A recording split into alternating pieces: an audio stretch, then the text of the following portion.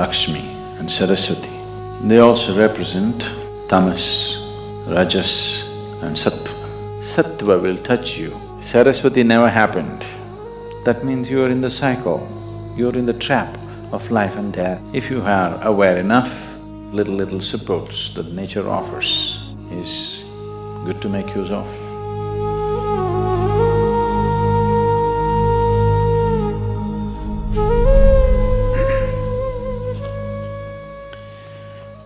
This is the first night of Navaratri.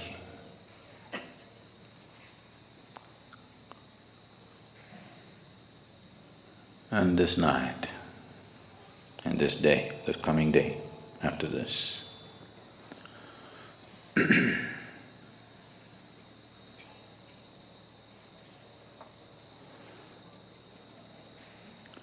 is dedicated to the feminine nature of the divine.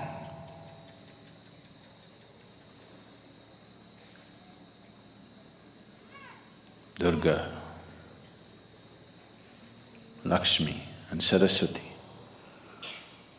are used as the symbols of these three dimensions of the feminine. They also represent the three basic qualities of existence: tamas, rajas and sattva. Tamas literally means inertia. Rajas means activity, passion. Sattva, in a way, is breaking of boundaries, dissolution, melting and merging. Among the three celestial objects to which the very making of our bodies are very deeply connected, the earth, the sun and the moon. Mother Earth is considered tamas. The sun is rajas, moon is sattva.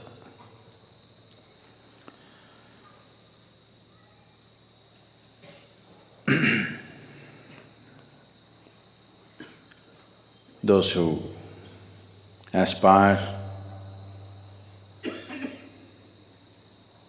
for power, for immortality,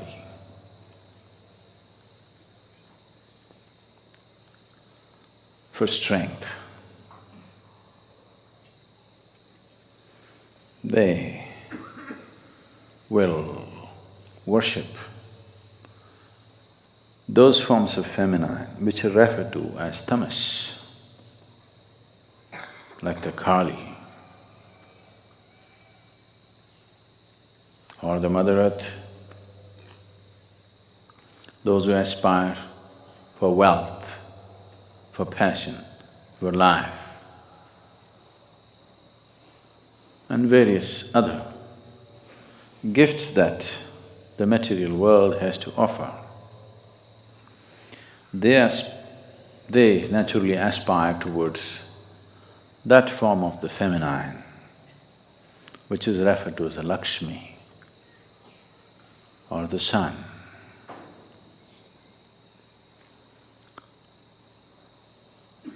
Those who aspire for knowledge, knowing, transcendence, immortality of not the body, but transcending the limitations of the mortal body, they will aspire for that aspect of the feminine which is referred to as the sattva, or Saraswati is the representative of that, or the moon. This is arranged in this way because it's after all from the earth that we arise. And we could live an active life which is Rajas, the second nature of the Devi. The third one may come your way or may not. If you have to bring her down into you, you have to strive. Otherwise, she will not get down to you. Kali is on the ground. Lakshmi is sitting on a flower. Saraswati is riding a peacock. The Linga Bhairavi has been consecrated with 3 basic chakras. This man has all the 7. She has only 3 chakras to represent these 3 dimensions of tamas, rajas and sattva. Tamas is the nature of the earth, and she's the one who gives birth. The whole the gestation period that we spend in the womb, our womb time, is tamas. It's like a state which is almost like hibernation, but it's growing. So tamas is the nature of the earth, of your birth. The moment you come out, then you start activity, rajas begins. If you are aware enough or fortunate enough, sattva will touch you. Otherwise, the color of rajas, it's good as long as the going is good. When the going gets bad, rajas is going to be super bad.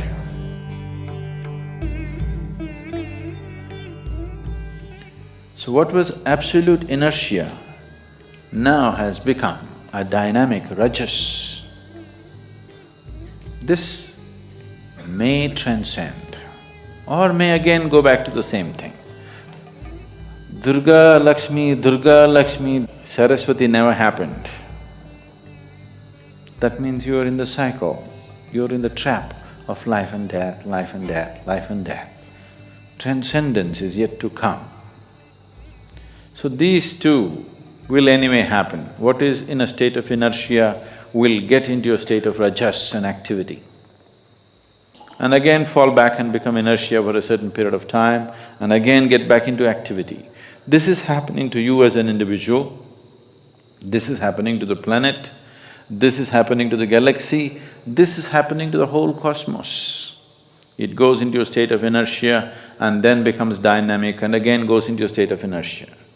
But the important thing is, this one has the capability to break the cycle and transcend. So these 3 dimensions of the Devi are enshrined in the form of Bhairavi or Linga Bhairavi. You must be able to draw these 3 dimensions of existence and sustenance for yourself, because you need all these 3. The first 2 are needed for your survival and well-being. The third is an aspiration to go beyond. So Navaratri starts off with this not only fabulous symbolism, it is also energy-wise true every month. It is not just once in a year. Every month after Amavasya, the first 3 days are like this. Amavasya is a state of inertia where the 5 elements are going through a certain integration within themselves. The next day is in a placid inertia state, then it gets active, then there is room for transcendence. The moon begins to appear. This is why the 3rd day's moon is held as very important, you know, Monrampurai. The 3rd day's moon is held as very important because the possibility of transcendence has opened up. What was in a state of inertia and then in a state of activity and entanglement now has opened the possibility of transcendence. Every month it is happening. This particular month is a little more pronounced because this Amavasya was more pronounced than the rest of the Amavasyas during the year. So, these 9 days, above all, to approach every aspect of life in a celebratory way, this is most important. If you approach everything in a celebratory way, you learn to be non-serious about life, but absolutely involved. The problem with most human beings right now is, if they think something is important, they will become dead serious about it. If they think it is not so important, they will become lax about it. They don't show the necessary involvement. That's not it. The passage, the secret of life is in this, seeing everything with a non-serious eye, but absolutely involved, like a game. That's the reason most profound aspects of life are approached in a celebratory way, so that you don't miss the point.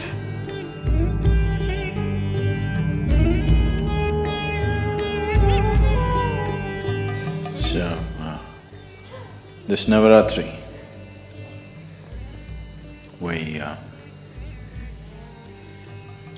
there are certain things happening in the temple.